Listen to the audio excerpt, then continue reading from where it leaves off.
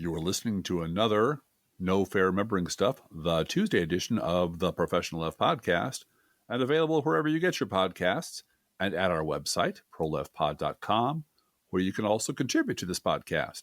There is a Patreon button at our website, or you can mail us a letter and or contribution at The Professional Left Podcast, P.O. Box 9133, Springfield, Illinois, 62791. And it's not safe for work.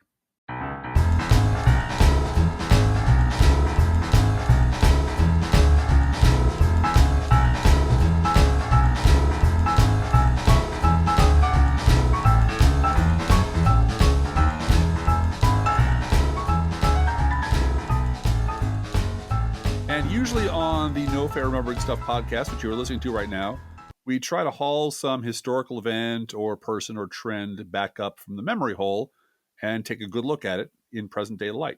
Today, we're going to talk about why a memory hole is often unnecessary, why so many Republicans just choose to believe things that are patently false and will go right on believing those things regardless of how much evidence you pile up in front of them.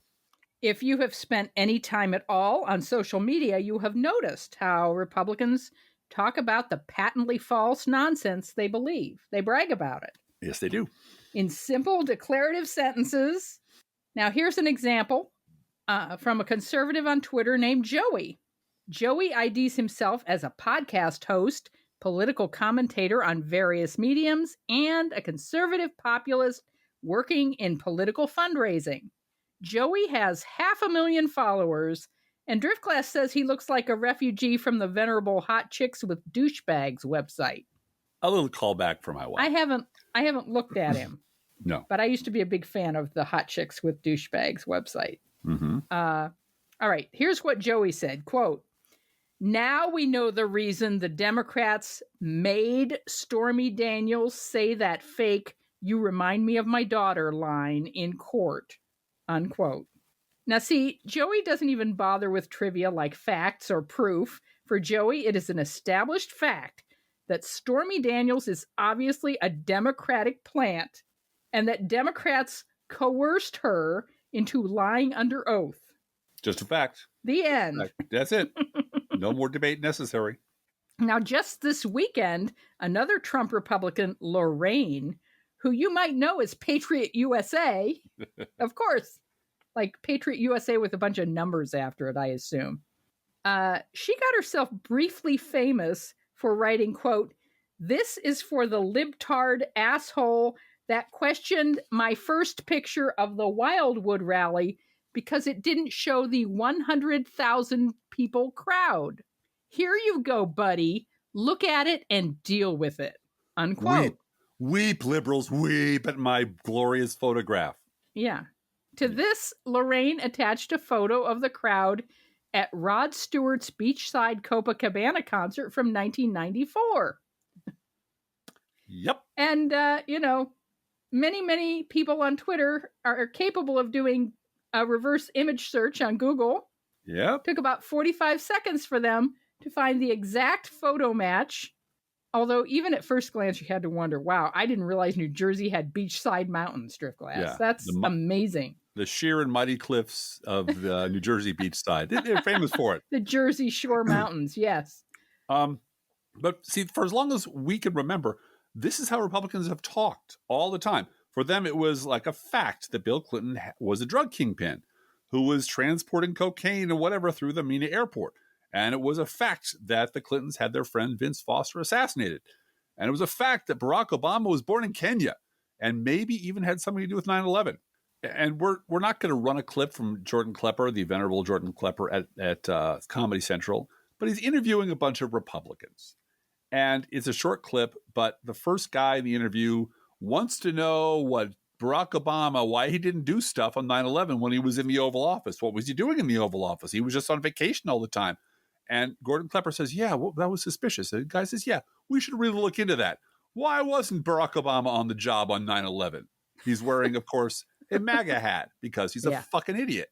Yep. And the next guy's like, well, I'm not really sure about this whole Barack Obama thing, where he was born or whatever. This is a guy who looks like he could be your English professor, but he's a fucking Republican. And Klepper says something like, yeah, if you just ignore the birth certificate, there's a whole lot of questions that need answering. And then comes this lovely woman who says, yeah, I don't trust him. It's not born. And Klepper asks her, what proof would you accept in the wide world for his information? Would you accept like his mother's word for it? The birth certificate. No, the birth certificate can be faked. Well, what is his mother? His mother is biased. His mother is biased, and you can't trust her. I would accept the testimony of someone who was there, who was an eyewitness at his birth and who wasn't biased. And so Klepper says, okay, I guess, then do you doubt Donald Trump's birth certificate? Oh, no, because he's been around for, no, you can't use the presence of a birth certificate as proof. Well, his parents, no, you can't use his parents because his parents are biased. And she was like, well, then what are you doing? He says, well, I'm just using your logic against you. And she just stares at him, this dumbfounded look on her face like, but I'm supposed to win these arguments because I'm a Republican and I don't have to obey my own rules. But it was so clear that it never fucking occurred to her to apply. Because she's racist. Because she's racist, period. Yes, that's it. You don't understand. Donald Trump's a white man. He's a white man and he's been around. He's a real American. And anyone who doesn't have 100% whiteness is not a real American.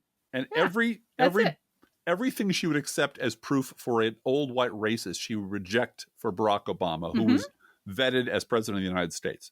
Now, before we continue, I have to take a little bit of a jog to the left because I have to tell you a story about the sacred chickens.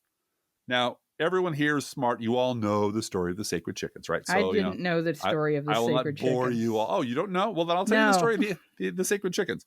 In ancient Rome, before any big decision was taken or a military campaign was launched, there had to be a positive auspicium. I think I'm pronouncing that correctly. Auspicium. This is a ritual conducted by an official called an augur, and we know about that word from auguries. That means, predictions, etc. This is a very, very formal and organized profession. It had rules. It had record keeping. That's how we know about it. They kept paper records. They kept records of the predictions they made. So before military campaigns, you had to consult the sacred chickens. These were special chickens kept in a cage under the care of the keeper of the chickens. There's a long Latin name for it, but it means the keeper of the chickens, a very honorable profession. When the time was right, the chickens were released and some bread and cake was thrown at them. And if the chickens didn't eat, this is a bad sign. Do not proceed. Do not pass go. Just stay where you're at and don't do anything. If the chickens did eat, well, that's a good sign. Let's go kick some Carthaginian ass. So, got it? That's the sacred chickens. Well, there was this famous Roman naval disaster called the Battle of Drepana in 249 BC. The Roman fleet was commanded by a guy named Publius Claudius Pulcher. And Pulcher was blockading a Carthaginian stronghold when he decided to attack their fleet, which was in the harbor in the nearby city of Drepana. That's why it's called the Battle of Drepana. There comes down to us this story, which might very well be apocryphal, that when the sacred chickens were consulted, they declined to eat the bread or the cake, which means bad sign. This pissed Pulcher off, so he tossed the chickens overboard and exclaimed if they were not hungry, then perhaps they were thirsty, which is a ballsy thing to do. Now, the Romans lost the battle. He went into battle, and they lost for a whole bunch of complicated reasons involving weather and their ability as navigators and so forth. 93 of their ships were captured. Some unknown number were sunk. And around 20,000 Roman soldiers and naval officers were either killed or captured. It was Carthage's greatest naval victory of the war. So, what do you do with a general who screws up that badly?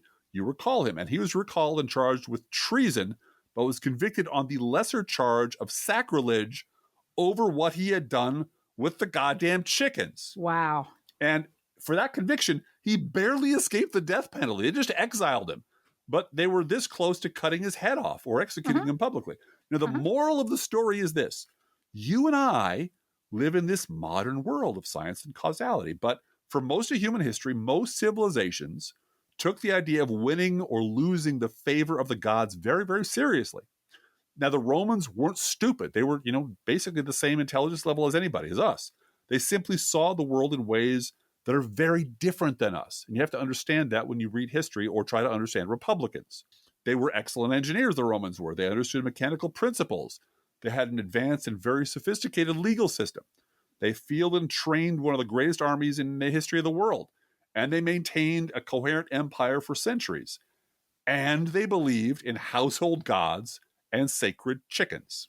Mm-hmm. Yeah. Yep. Now, jump forward several centuries to Christian-dominated Europe. Right. This is still history. Right. And you have this mixture of practical knowledge about roads and buildings and cisterns and so forth. And you also have superstition about God's will. Mm-hmm. So when bad things happened, like plagues or droughts or floods or military defeats, people still went looking for, how did we piss off God? Right. Or the gods. But mostly God, because it was Christian at this point.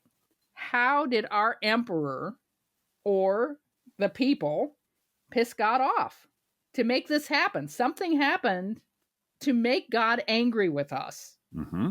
So how can we make it up to God so that the drought ends or the plague ends or we win the military battle? Mm-hmm. Now, during this period, emperors and church patriarchs were overthrown because they got their theology wrong. The drought didn't end, and so out with the old, right? Right. Now, mind you, these were all Christians in name. You know, they believed in the Holy Roman Church of Jesus Christ.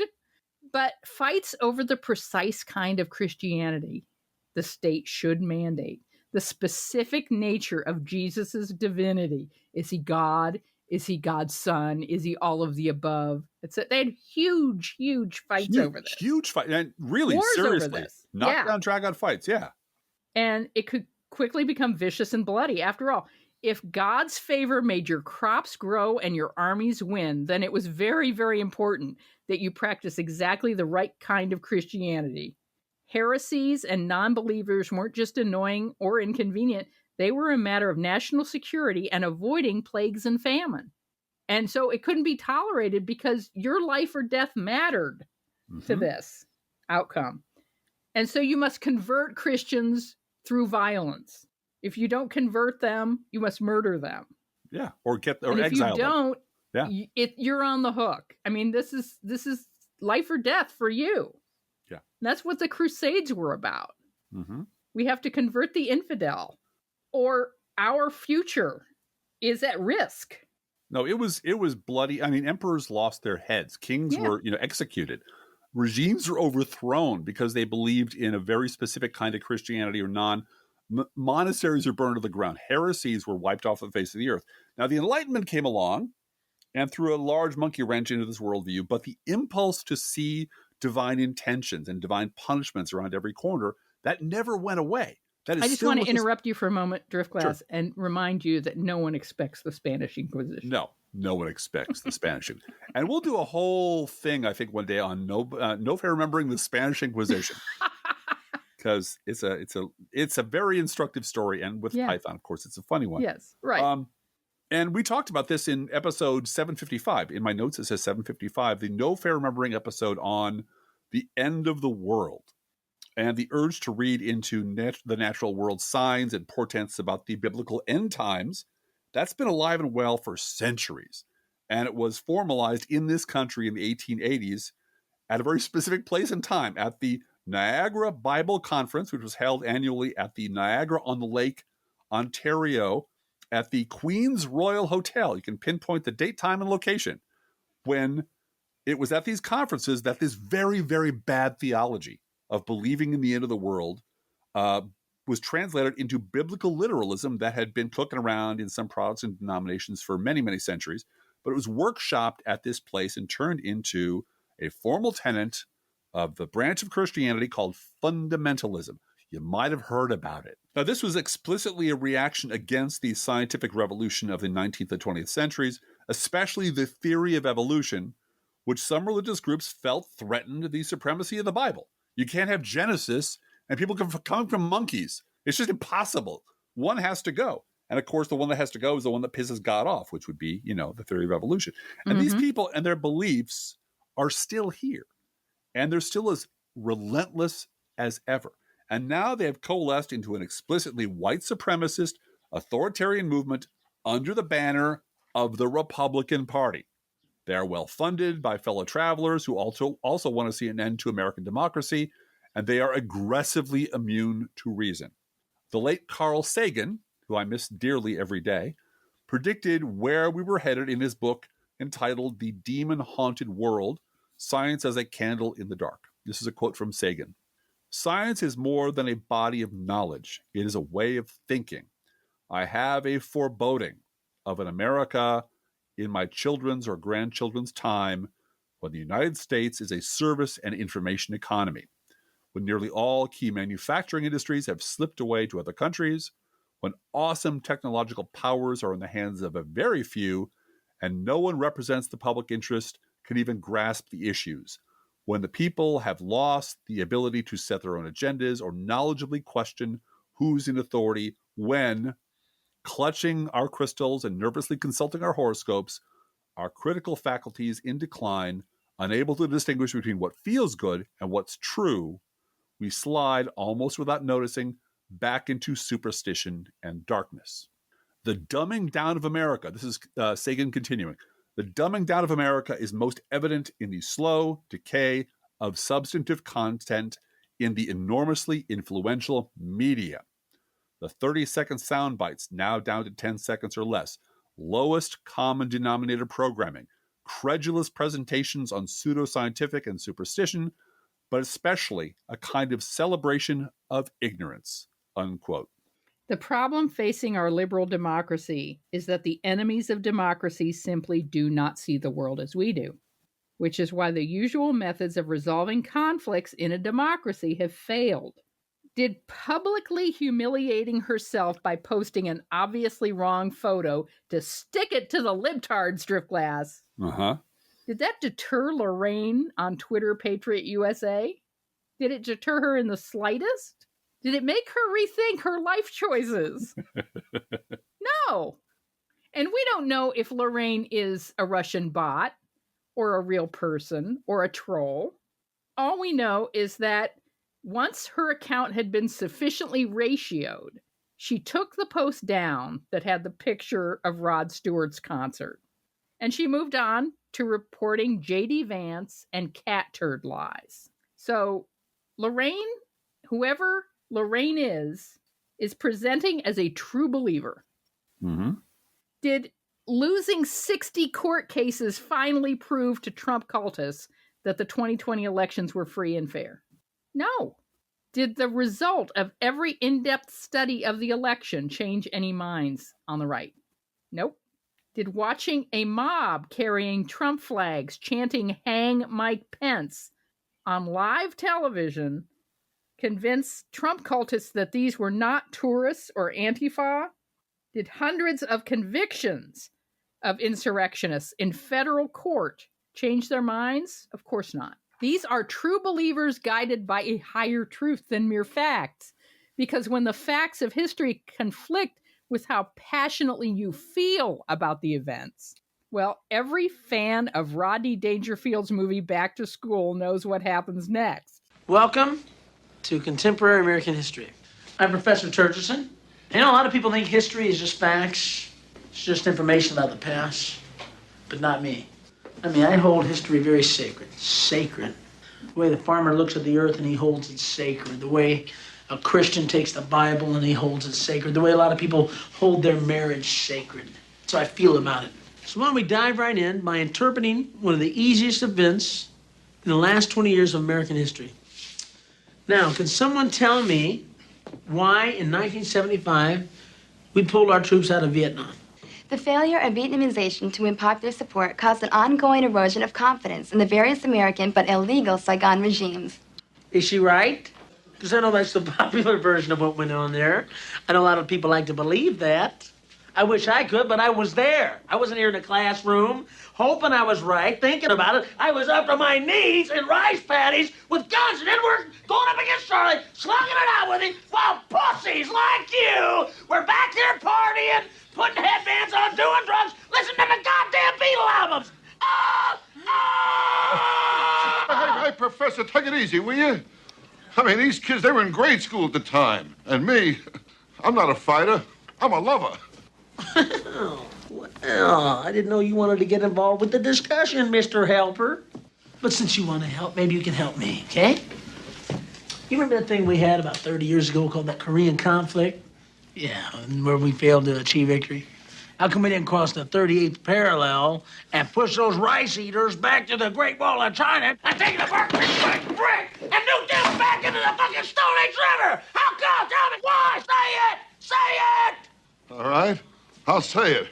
Because Truman was too much of a pussy wimp to let MacArthur go in there and blow out those commie bastards. Good answer. Good answer.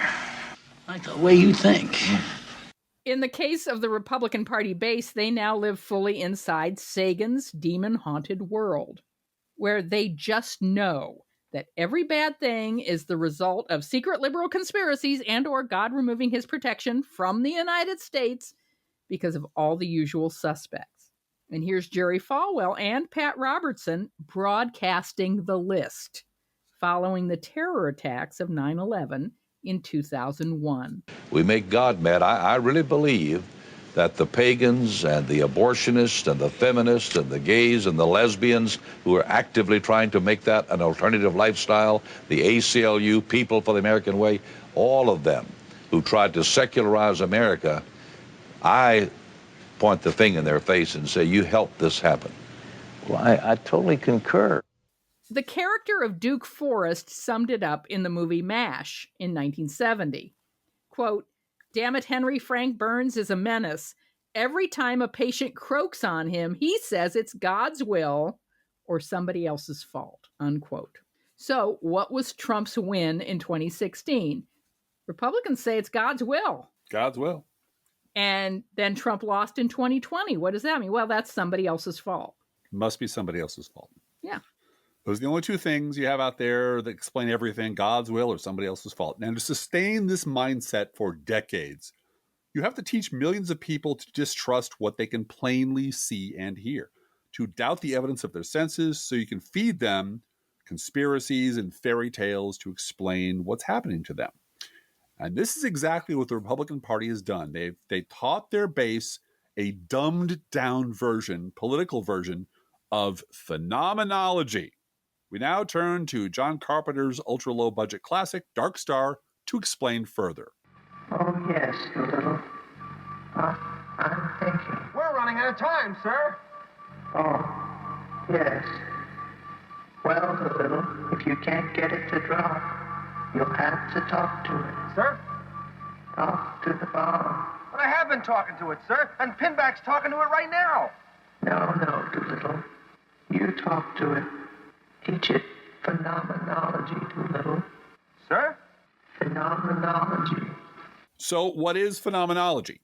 Well, I'll first give you the boring definition from Oral History Review, Volume 35, Number 1, Winter Spring, 2008, Oxford University Press. Quote, "Phenomenology assumes that we all have a pre-scientific natural attitude towards the world around us, to the events we experience, and to the culture we have inherited, as these things appear to our consciousness.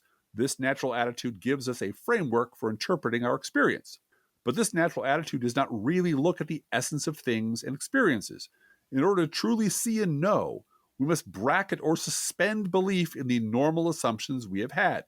Maurice Nathanson describes it as, quote, placing in methodological suspension the basic believing in the world, unquote. Now, for a more entertaining explanation, we go back to John Carpenter and Dark Star." Hello, Bob? Are you with me? Of course. Are you willing to entertain a few concepts? I am always receptive to suggestions. Fine. Think about this then. How do you know you exist? What the hell is he doing? I think he's talking to it. Well, of course I exist. But how do you know you exist? It is intuitively obvious. Intuition is no proof. What concrete evidence do you have that you exist? Well, I think, therefore I am. That's good. That's very good. But how do you know that anything else exists? My sensory apparatus reveals it to me. Ah, right. This is fun. Now listen, here's the big question. How do you know that the evidence your sensory apparatus reveals to you is correct? Talk to me a little bit more about Dark Star. Dark Star is awesome. I love John Carpenter. I love Escape from New York. I love his movies. It is the lowest low-budget movie you can imagine. It's hippies in space carrying out their duties. The villain of the movie is one of the antagonists of the movie is basically a beach ball with feet and a bomb. I think it's called a Nova bomb, and their job is to go around bombing things. And this one won't leave the bomb bay of their ship, but will blow itself up because that's what it's supposed to do. So we have to go out and talk to the bomb and convince the bomb not to blow up. And for some reason, the captain of the ship is in deep freeze. He's in cryo freeze and can't remember things very well because he's been in freeze for so long. It's a very long time. I think he was injured or severely injured. So they keep him in the freezer. But they must consult him every now and then about a few things. And it's done with cellophane and blue lights and wires and a beach ball. And it's, again, the thing was made for $1,000 or whatever it was. But it showed that John Carpenter is a very creative guy. And I thought, of all the possible explanations for what's going on, I could choose. Why not throw our loyal listeners some nerd chow in the form of John Carpenter's Dark Star movie? Yeah, so why not? Why not? Well, and phenomenology, when you try to convince a sentient bomb, that it doesn't exist, right? Well, you don't really exist, and so, that's something to think about. And of course, and I'll spoil this, I don't know, 60-year-old movie for you, 50-year-old movie for you now. The people then in the ship, the hippies in the ship, thought they could then reprogram the bomb and tell it now that it doesn't think it should detonate in the hold what it should do. And the bomb says, I'm sorry, but everything you're telling me is false information. So very much like the Republican base, once Jeb Bush and the establishment Republican Party tried to take the base back over, the base said, no, I'm not listening to you anymore. You are false information. I'm listening to Donald Trump now because Donald Trump is telling me what I want to hear. Right. And repeating the lies that Fox News said. Right. So you're not I doing know that. what's true. I know what's true. You're not willing to get on board with the whole birther thing. We know that he wasn't born here. Why aren't you on board with this wonderful revealed truth that we now have in front of us? And that's why Donald Trump knew a whole hell of a lot more about the Republican Party than the Republicans at the top did or the mainstream media did. Because he knew about marketing. Yeah. Once conservative media and the Republican Party had convinced the base to substitute their own paranoia and grievances for external realities, they thought they could steer that base wherever they wanted them to go. This is what we mean when we say that they are reprogrammable. And because Republican voters are potential media customers, every time the right goes off the deep end, you'll find some mainstream media outfit right there saying, a lot of ordinary Americans believe this story, so let's give it some airtime and column inches. And not being willing to take on Fox News directly as a source of lies. Right. And you can read that today in the New York Times op-ed page. Yep. Seriously. Yep. You see, when the Republican base codes as nihilists, they don't actually believe that nothing matters. Instead, they're committed to believing the will their dear leader has is better than anything. It's better than puny democracy. It's better than the rule of law. Democracy won't get them where they want to go. And the rule of law won't get them what they want because the rule of law tried to put patriots in jail. Did put patriots, martyrs and patriots, hostages in jail. And what these folks want to see is they want their enemies swept aside for the glorious white 1950s future of, the real America, right? So who are their enemies? They're all the usual suspects, the scapegoats Republicans have always blamed for all the problems in their demon-haunted world. Especially us America-hating, baby-killing, commie Democrat Party liberals. Oh, yeah. They were the worst. Increasingly, Republicans cannot tolerate the idea of living in the same country with monsters like us. And they're taught to do that. Yes. Steve Bannon. If you just listen to Steve Bannon for 5 minutes, you've got it. Yeah. And for these conservative fundamentalists, it's inviting the wrath of God for some of them. Right. For white supremacists, it's race mixing. And I am still surprised and appalled how many times I have seen on social media someone saying repeal Loving versus Virginia. And they know the case. Yeah, of course they do. For the rest of the gullible mopes in the GOP, that's all all that's standing between them and their idealized 1950s version of America is us liberals and our election stealing. That's right. We're really good at stealing elections. We don't steal them all for some reason, which is weird to me. And we didn't steal them in 2016, which is weird to me. Gutfeld last night was saying that. Democrats have a plan to steal this election.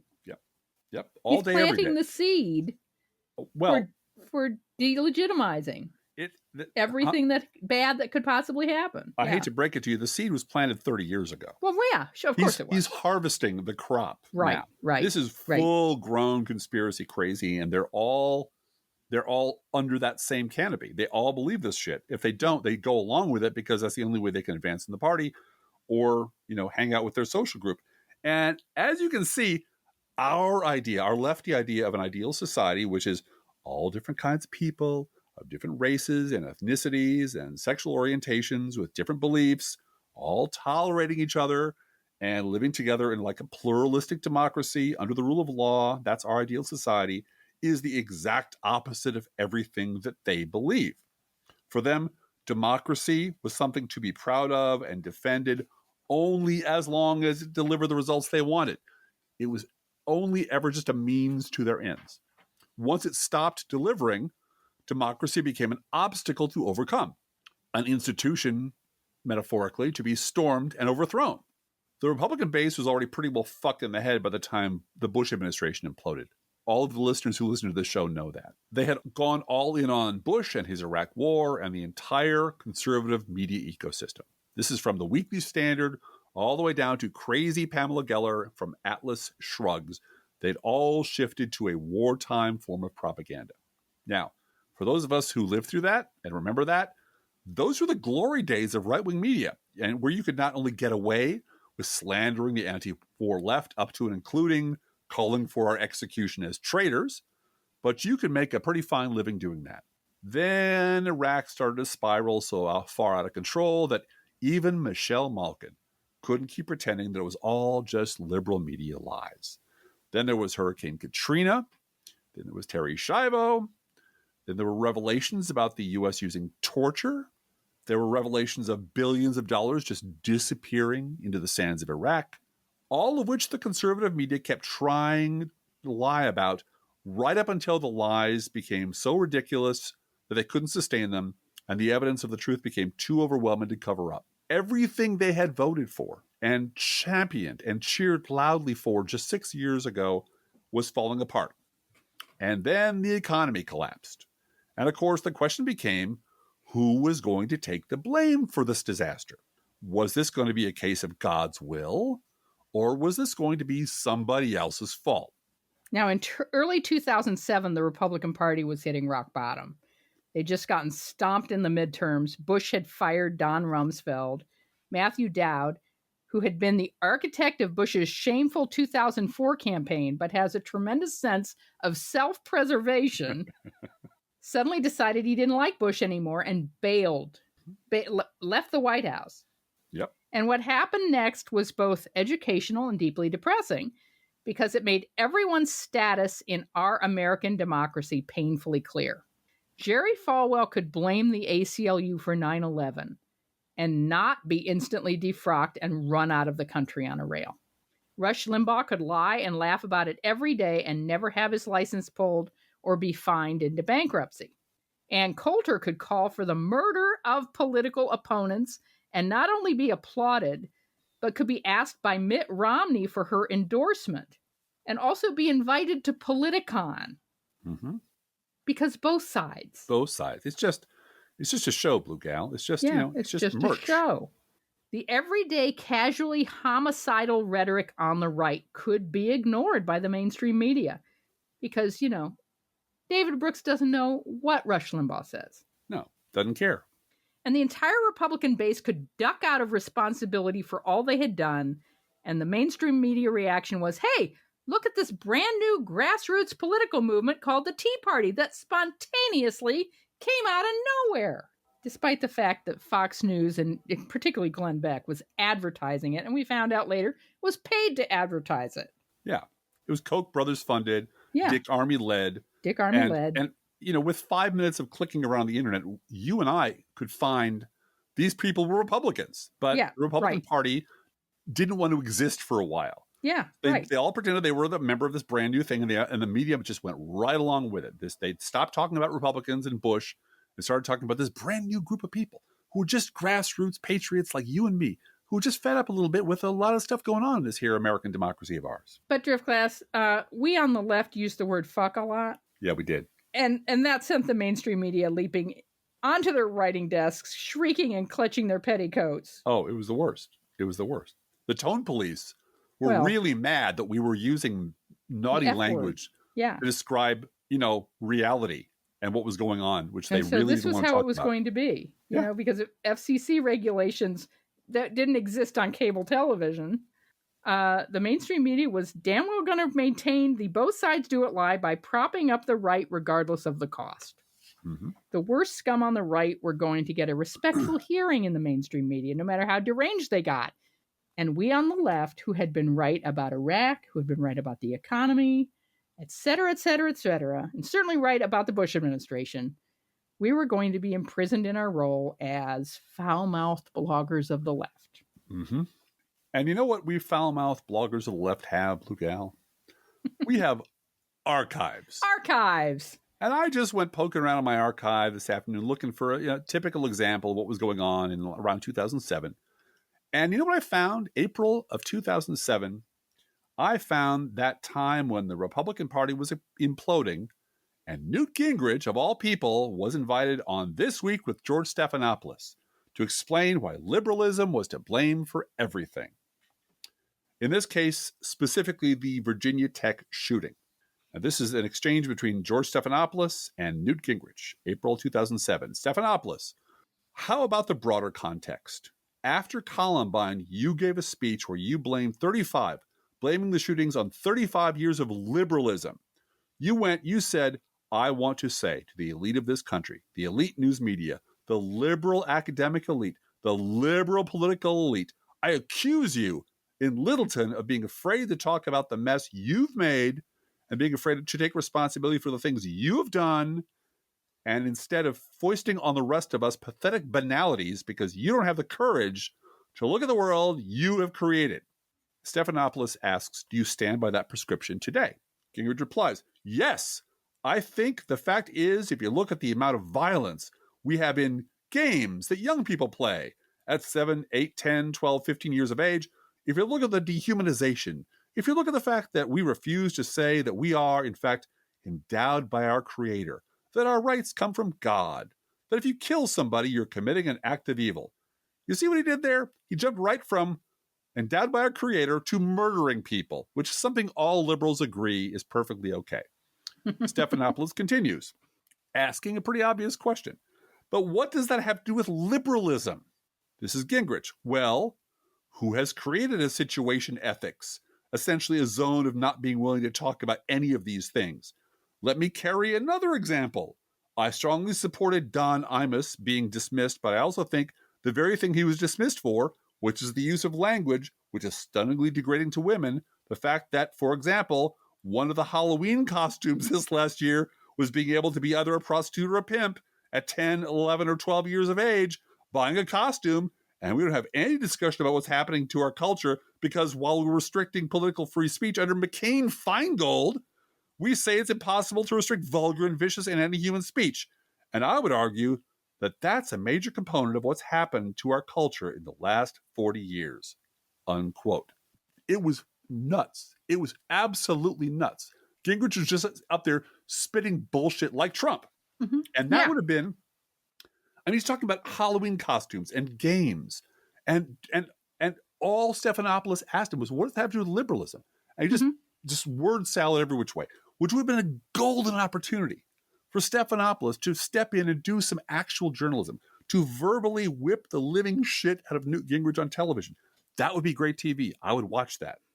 Perhaps something like, as a serial adulterer, liar, and racist who dumped his wife for a newer model while she was on her cancer bed, remind me again of exactly what makes you fit to act as anyone's scold or moral arbiter. Or perhaps as one of the giants in deploying hate speech for political gain, blah, blah, blah? Or do you think that part of the reason your party lost the midterms was having unhinged fascist douchebags who feed on tragedy like gangrene feeds on an untreated chest wound, like you as one of their leading spokesmen?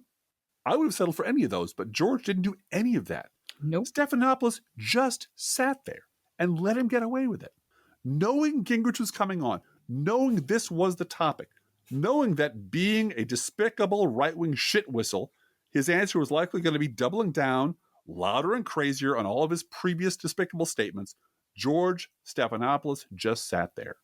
I wrote at the time, dangling off Gingrich's screed as silent and stinky and conspicuous as a turd on a hairy dog's ass.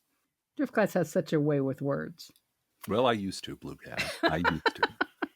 If it wasn't clear before, it was now. Both-siderism was now the official media state religion, and centrism had been sanctified as its highest ideal. Both sides. Both sides. Always got to be both sides. And so to appease that God, and this is going back to what we've been talking about, to appease that God and the high priests of the elite media, the Democrats nominated a man who might as well have been built in a lab by Aaron Sorkin and the New York Times op-ed page. Now, even as we speak, there are those who are preparing to divide us. The spin masters, the negative ad peddlers, who embrace the politics of anything goes. Well, I say to them tonight, there is not a liberal America and a conservative America. There is the United States of America. There is not a black America and a white America and Latino America and Asian America. There's the United States of America. The pundits like to slice and dice our country into red states and blue states, red states for Republicans, blue states for Democrats. But I've got news for them, too. We worship an awesome God in the blue states, and we don't like federal agents poking around in our libraries in the red states. We coach Little League in the blue states, and yes, we've got some gay friends in the red states.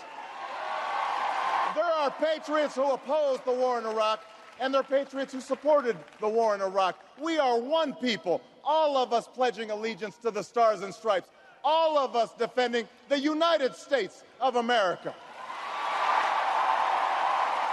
Barack Obama had run as a candidate who offered the right peace with honor. No judgment, no retribution. Let's all get together as Americans and solve our common problems. We're all part of the United States of America. Mm-hmm. Never mind that you voted for a torture pimp and his, grifting vice president, corruption on steroids. Never mind that you voted for that twice. Yeah, and it all fell apart. It all blew up in your face. Yeah. And this was the reaction from the right to Barack Obama's call for a United States of America. From the Carpetbaggers Report, October 5th, 2007. The subject is flag pins. Quote, conservatives slam Obama over flagless lapel. I didn't expect leading conservative voices to understand, but I was a little surprised at the ferocity of the response.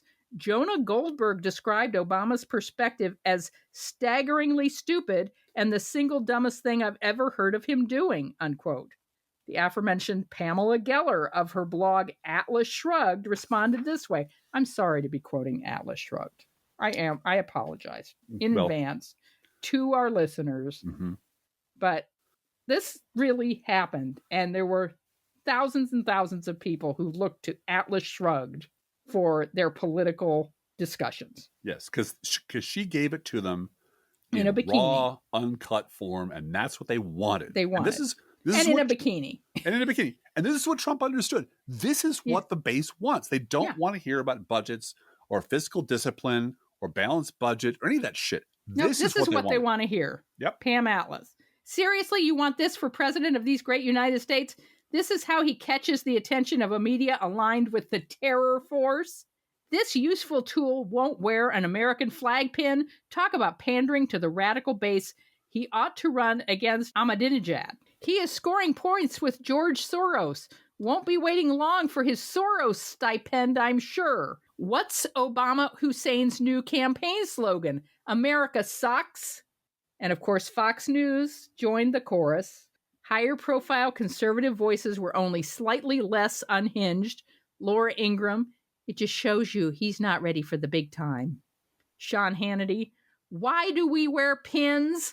Because our country is under attack. And then Andrew Napolitano on, the crotch couch over at Fox and Friends. I think he's disrespecting the American flag, ED, but I understand why he's doing it. He's appealing to a hard left audience. That's the only way he can catch up with Hillary Clinton. And they agree that wearing the pin means you're pro-war. And Brian Kilmeade replied, so what you're saying is he's kissing up to the people who don't like the American flag? Napolitano? Right. That's right. That's right. And again, if you didn't live through this, we were up to our chins in this stuff every day. This was the Republican Party all the time, every day. You couldn't get away from it. And the mainstream media would not talk about it. And this really is where the mainstream media and the elite conservative media both fell down the rabbit hole of their own mythology. And it all stemmed from the fact that by this point, the Republican Party base really was completely nuts, completely enthralled by their own rage and grievances and delusions, and let's face it, their racism. But this blindingly obvious fact was also completely contrary to their both-siderist dogma. Therefore, it obviously couldn't be true. It could not possibly be so. Once again, dumbed-down political phenomenology rears its ugly head. So, since it was theologically unacceptable for one side to be exclusively wrong or racist or just plain crazy, there must be some other explanation for why the right reacted with such unhinged ferocity to the election of Barack Obama, why the Republican Party rejected every one of his overtures to solve our common problems, why Republicans were willing to go so far as to filibuster their own bills just to rob him of any accomplishments. And remember, this was during a time when the U.S. military was still stuck in 2 unwinnable wars, when our healthcare system was in shambles, and the economy was enduring the worst collapse in 75 years. So why were Republicans obstructing everything? Well, it's simple when you see it from their point of view. Since it was theologically impossible for Republicans to be to blame, somehow Barack Obama must be doing centrism wrong. Yeah, that's the reason. He's doing centrism wrong. And thus were launched 1,000 Washington Post and New York Times op-eds, all with the same theme. Why won't Obama lead, Blue Gal? Why won't Obama lead? And in this corrupt cesspool of elite media both-siderisms, the right saw its salvation. It's right there in front of them, just for the taking. The more they obstructed, the more the media punished Obama. The crazier their conspiracy theories got, the more airtime the media gave them.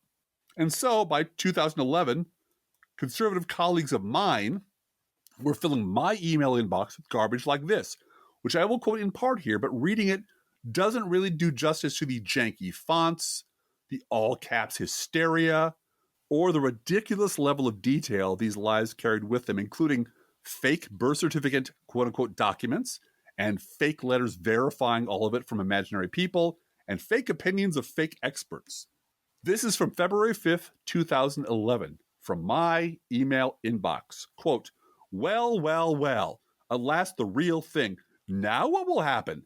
Snopes says it's true. That's the first lie. They hate Snopes because Snopes is always calling them stupid and wrong. So they just made up a lie and said, no, even Snopes agrees with this, thus forcing you to go over and check with Snopes and find out this is all a lie. But you knew that going in. Here it is, folks, the document we've all been waiting for. Now, if only someone, all caps in Congress, or the Supreme Court will act on this. Spread this around. If these documents are as authentic as they certainly seem to be, Obama is not qualified to be our president, and he sits in the White House illegally. This is what Obama has spent almost $2 million so far to hide. A British history buff was asked if he could find out who the colonial registrar was for Mombasa in 1961. I'm going to stop there, unquote, because it goes on for page after page after page. But like all other insane conspiracies on the right that they were floating at the time about Obama, they all had the same purpose. They all wanted to achieve the same goal. Barack Obama could not possibly be the legitimate president of the United States because Republicans are obviously the real Americans, the real majority, the morally superior ones. God chose us for America. Mm-hmm. So the election of this black Chicago Democrat with the Muslim name would be an insult to the founders and defy God's will. Therefore, all of this must be a vast conspiracy. It must be somebody else's fault. And ironically, it was the liberal media's fault. And the liberal media was just doing nothing but covering for the right with both siderism. Yeah, well, not the liberal media, the mainstream media.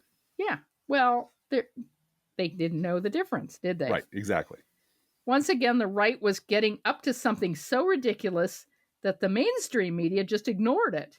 It was some nutty thing that only those way out on the fringes took seriously. Again, David Brooks didn't know anything about this. No, never heard about it. Yeah. That is until, quote, why doesn't he show his birth certificate? There's something on that birth certificate that he doesn't like, unquote. That was Donald Trump on The View on March 23rd, 2011. Yep. And this is Donald Trump on Fox News, March 28th, 2011. Just a few days later, quote, he spent millions of dollars trying to get away from this issue. Millions of dollars in legal fees trying to get away from this issue. And I'll tell you what, I brought it up just routinely, and all of a sudden, a lot of facts are emerging, and I'm starting to wonder myself whether or not he was born in this country, unquote. And so then he's invited on Fox. This is Donald Trump on the Laura Ingraham Show, March 30th, 2011, excuse me. Quote, he doesn't have a birth certificate, or if he does, there's something on that certificate that is very bad for him. Now, somebody told me, and I have no idea if this is bad for him or not, but perhaps it would be, that where it says religion, it might have Muslim. And if you're a Muslim, you don't change your religion, by the way, unquote. Yeah. And now this is Donald Trump on NBC's Today Show on April 7th. How dare they? Oh, yeah, I know. How dare they have this man on? I absolutely agree. This was just appalling. Mm-hmm. But you know what, honey?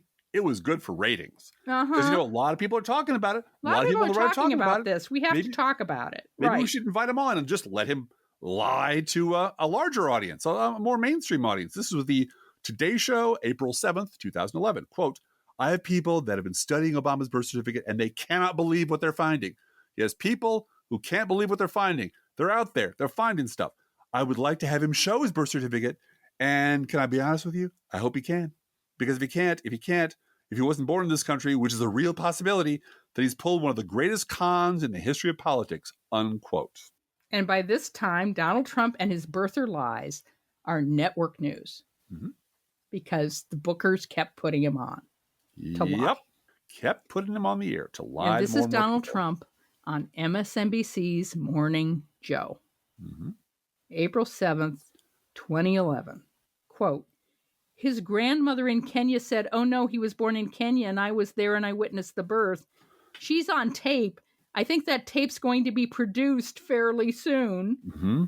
Somebody is coming out with a book in 2 weeks. It will be very interesting, unquote. Yeah. Everything's always happening in 2 weeks. Yeah. Everything. In 2 weeks. Healthcare. Yeah. Solution. It was the 2 weeks. Somebody said to me, Sir, where is Barack Obama's birth certificate? Yeah. It's just lying. And we're over here on the left just watching in horror as the mainstream media opens its, drops trow and bends over and says, sure, whatever, man. This is great for ratings. Here's CNN's Candy Crowley giving airtime to Trump's birther lies on April 8th, 2011. Okay. U.S. State Department recognizes these as legitimately. It's not a birth certificate, Candy, and people are trying to figure out why isn't he giving his birth certificate. It's not a birth certificate. Here is CNN's Anderson Cooper giving more airtime to Trump's birther lies on April 26, 2011. We wanted to talk with Trump in depth, though, about his claims regarding President Obama point by point. Michael Bloomberg said over the weekend that he believes Obama was born in Hawaii and that you and other Republicans who make this an issue are making a terrible mistake by pursuing this. Well, I'm a big fan of his, and he was a big fan of mine on the same show. He was very nice. And he, he's like some people that think that they should forget this issue, and I wouldn't mind forgetting the issue, but I'd like him to show that he has a birth certificate, because a certificate of birth, you can get a certificate of live birth, you can get over a telephone. You can get it with a telephone call. But that is the only form that the state hands out. I mean, that's not right. They issue a birth certificate. That's not and, true. You know, the other amazing thing is, if I go to your hospital where you were born, or my hospital, I can tell you the room number, I can tell you the nurse's name, I can tell you how much my parents had to pay to bring me into this world, a bad day for the world. But I can do all of these things, Anderson, and nobody knows. You know, his own family is fighting over which hospital he was born in. They have no records. They have nothing. And this was CNN breaking news, giving even more airtime to Trump's birther lies, April 27th, 2011. Today, I'm very proud of myself because I've accomplished something that nobody else has been able to accomplish. I was just informed while on the helicopter that our president has finally released a birth certificate. I'd want to look at it, but I hope it's true so that we can get on to much more important matters, so the press can stop asking me questions. He should have done it a long time ago. Why he didn't do it when the Clintons asked for it, why he didn't do it when everybody else was asking for it, I don't know.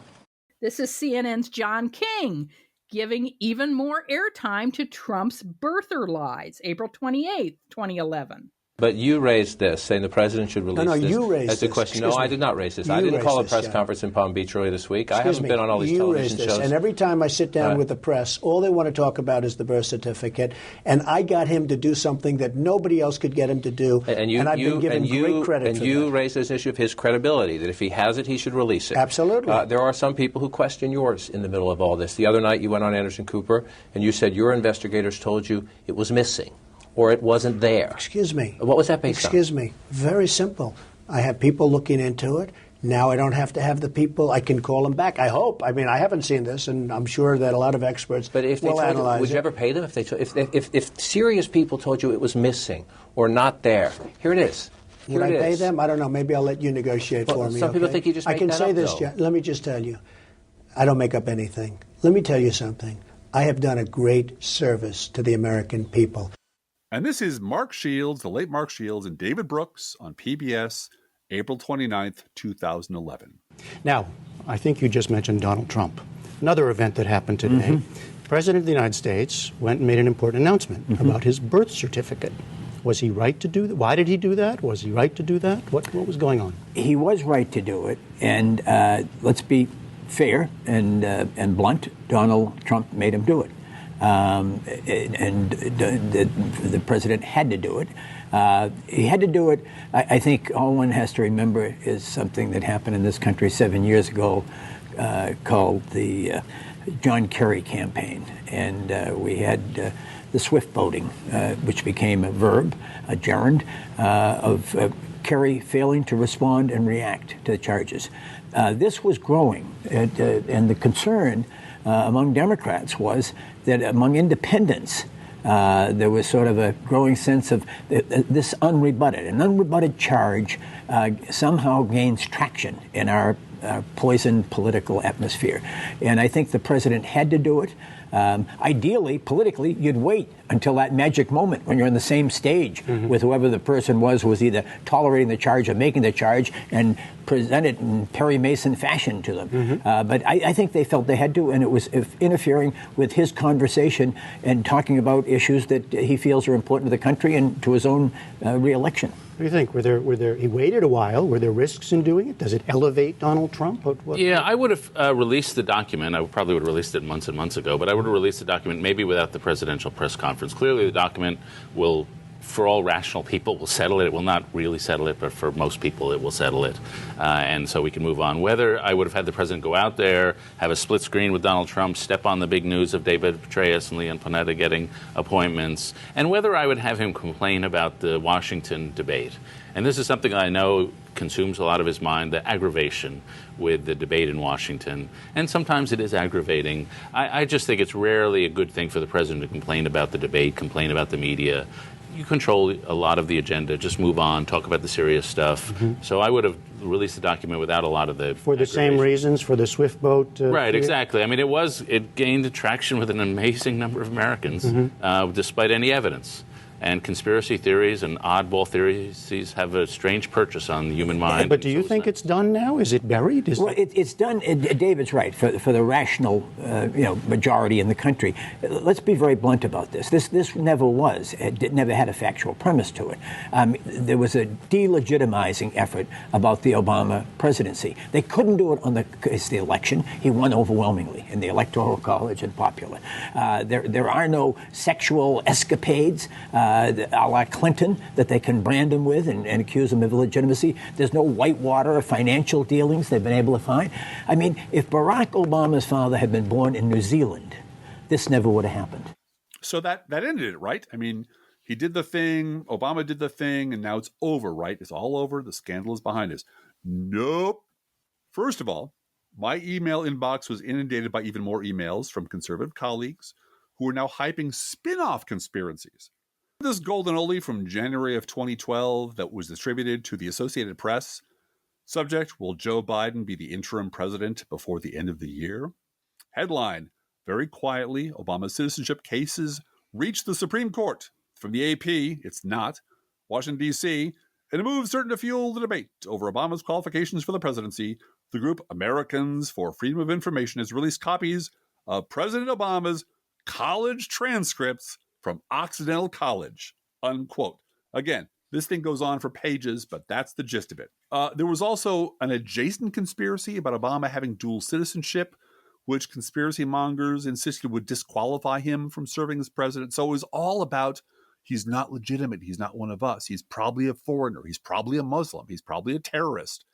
And it never stopped. And there was always some new variation of it. Now, we have a lot of other conspiracies that were being floated on the pile. I mean, they just go on and on and on. There was one about dual citizenship. Like I mentioned, there's one about his passport.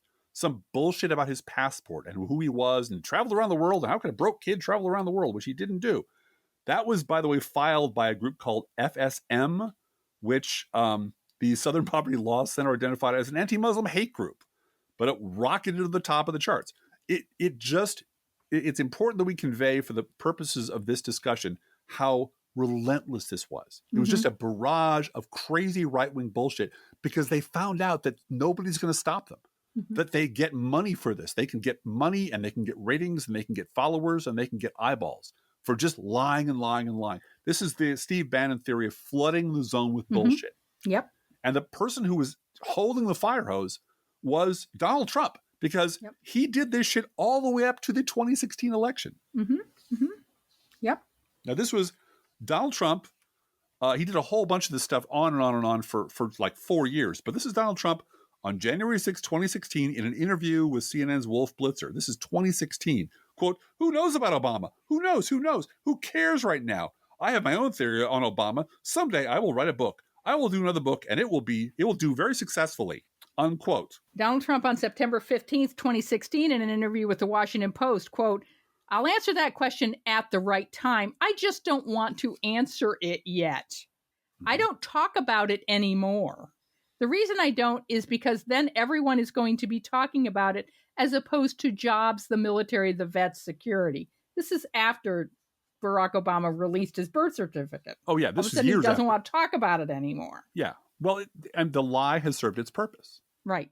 It has made Donald Trump the runner. Republican nominee. The Republican frontrunner and the nominee. Yeah. And now he's the nominee. So, I don't need it anymore. So like his first and second wife, I just throw him aside. I'm done with it. Yep. And no one's going to challenge me because I move on to the next lie. Yep. So in November of 2016, Republicans got their miracle. Donald Trump had climbed to the top of the Republican shit pile by being the king of the birthers. That's how he got there. He had laid waste to the same Republican establishment that the base had been cheering for back in 2005, but then deserted once things had gone bad.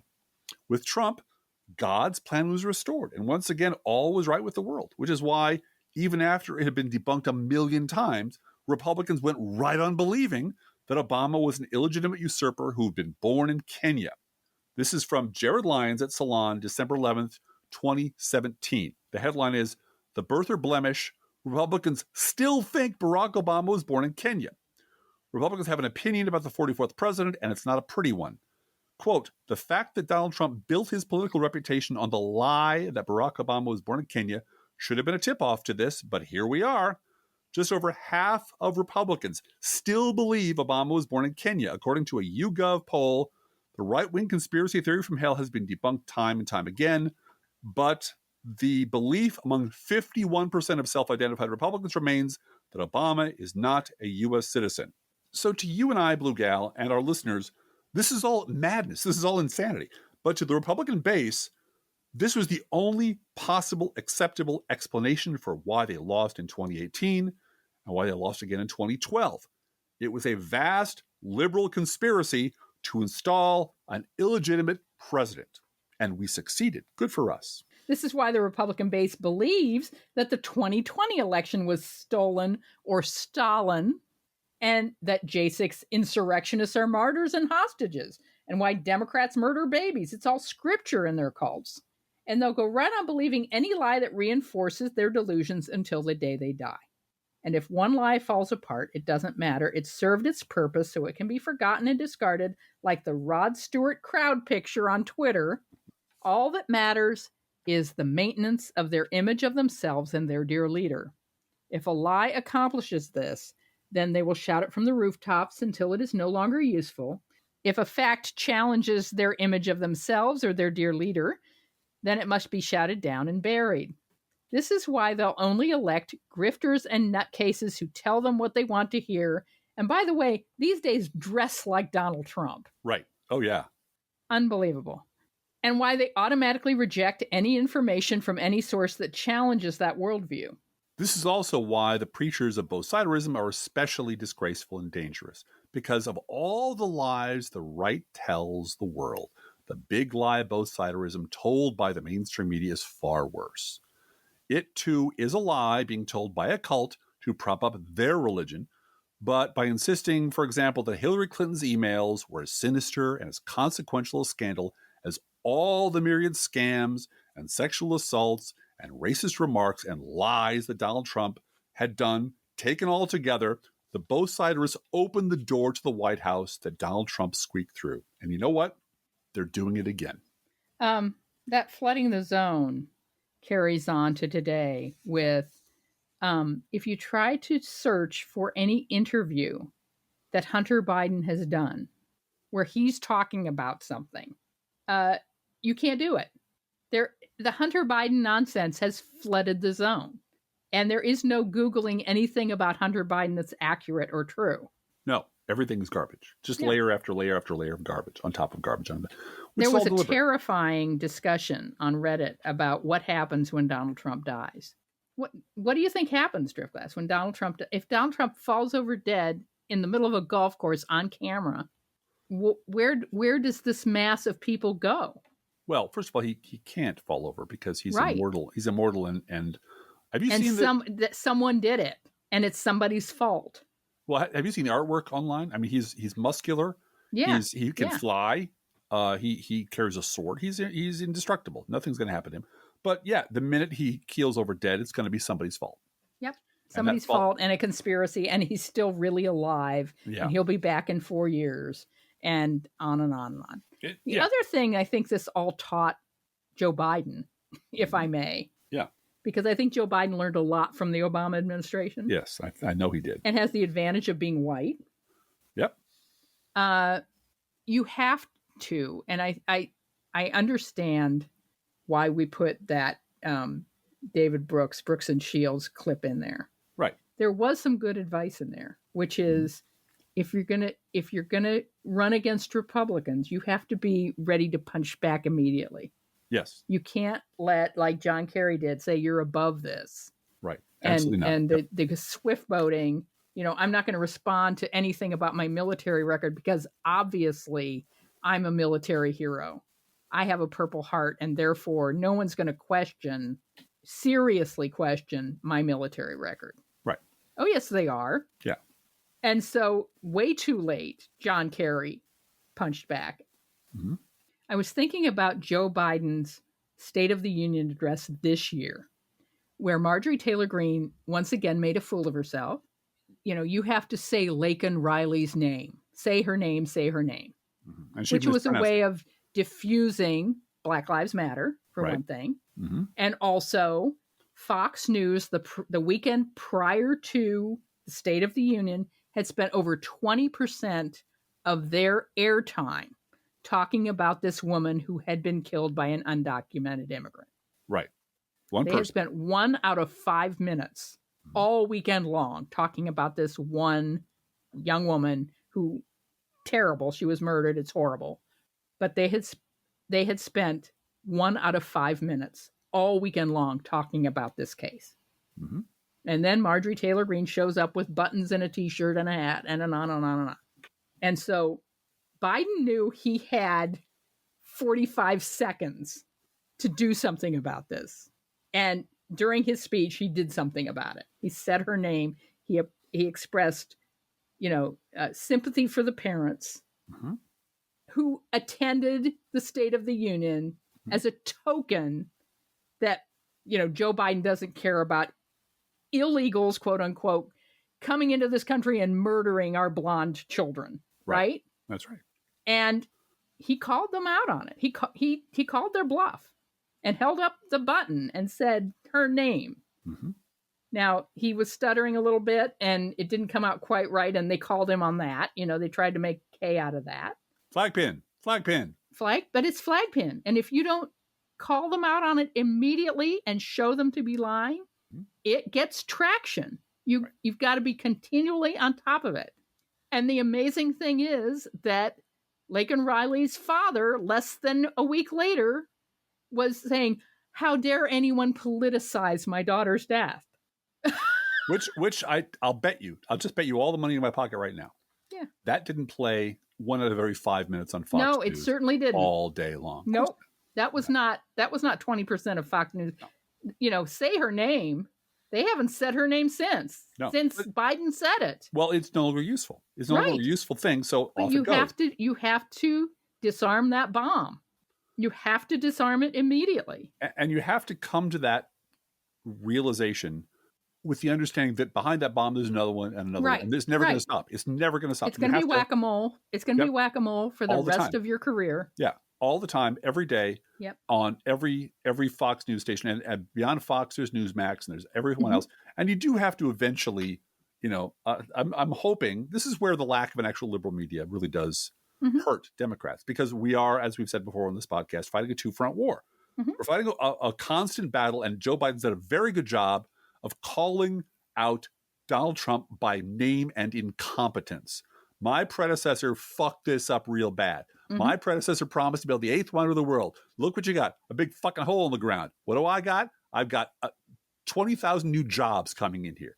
I have a brand new, and here's my friend at the union on this side and my union buddy over there. By the way, I negotiated a contract here. I fixed the railroad thing over there. And he's doing it. And he's not hesitating about punching back against Donald Trump. But the second front is the goddamn New York Times. Yep. Because they will not report fairly about the two candidates. They can't and they won't. And it's apparently because A.G. Sulzberger is an asshole who really feels that he's bigger than the game. Right. And that if you don't bend the knee to him personally, you're insulting the sainted memory of his great-grandfather and American media. And I'm just going to keep kicking Joe Biden until he comes around and does things my way. And you can see it every goddamn day in the paper. And there are plenty of people as many people willing to work for that as willing to work for Fox. Now, and think that they're contributing to all that is right with the world because they work for the New York Times. So we don't have a liberal media. What we do have is the Professional Left podcast. And what we really need is more Patreons to make this thing fly. It's a lot of work for Driftglass, writing these scripts and doing all this research. And you could support him. I'm so tired, Blue Gal. By being a Patreon. Well, Thank you. And you know what? I'll tell you this. I'll tell you a secret. Digging deep into the history of when worlds collide or the day the earth stood still, I'm energized doing it. I love doing that. That's so much fun.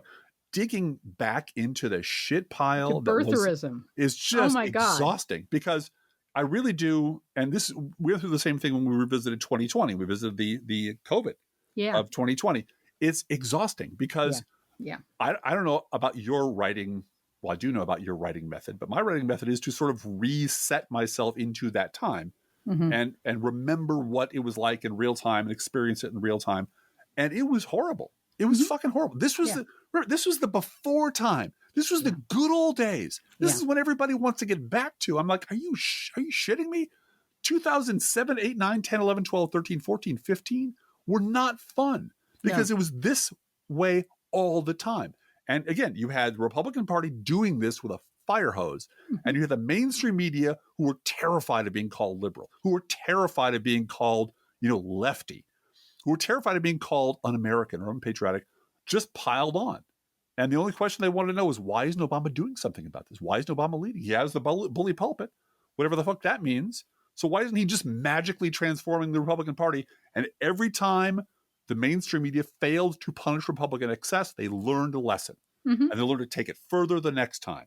And that's how birtherism became the big lie about the election, became the J6 lie. Because they figured it out. They hacked the system. They figured out the media is broken and corrupt and full of terrible people who are either making a profit off of carrying water for them or terrified of telling the truth because then they won't have a job no more. Well, or they won't have ratings if they just say Barack Obama is a boring, competent president. Right. Who doesn't have any scandals in his... I mean, David Brooks tried to say that, remember? Yeah. Yes, he did. They're a relatively scandal-free administration. Yeah. And they piled on him. Are you mad? He's a communist. He's a communist Muslim. And it worked. Yeah. And it worked. And so because we don't have a liberal media, and we probably in my lifetime will never have one. Nope. Again, what we do have are podcasts like this. And we, honest to Pete, really do need more Patreons to make this podcast fly because it is kind of exhausting digging through all this stuff. And it's barely sustainable right now, and we're very grateful for your support. We are. And that all the stuff that we've gone over today, I have 10 times that more stuff sitting in a pile that I didn't use. We cut this podcast back. And wading through that is something I would not wish on anyone. I do it because I love you all. And I think this is an important thing we do. And I think remembering what the past was really like is terribly important. And remembering why Republicans are unreachable is not because they're nihilists. It's because they believe in their own righteousness and they believe they're in a cult that the dear leader is greater than democracy. And they really do believe that. They believe that every bit as much as Romans believed in sacred chickens. They really do. That's it. The number of times you heard the mantra, George W. Bush is a good Christian man. Yeah. Yep. Now, you don't hear that about Trump. No. But you do hear Donald Trump won. And he's our King Cyrus. Yeah. He's our flawed leader who the Lord has chosen to make things right. He is the imperfect instrument of God's will. And so you can convince yourself of anything when you say that. So if you can spare $5 for this podcast, please do. Spare $5. If you can spare more, that's even greater. And visit our Patreon at patreon.com/ProLeftPod. And thank you ever so much for doing that. And we'll see you next time. We will see you next time.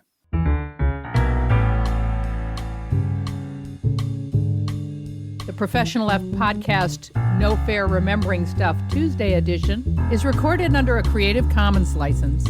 Copyright 2024-25 DGBG Productions.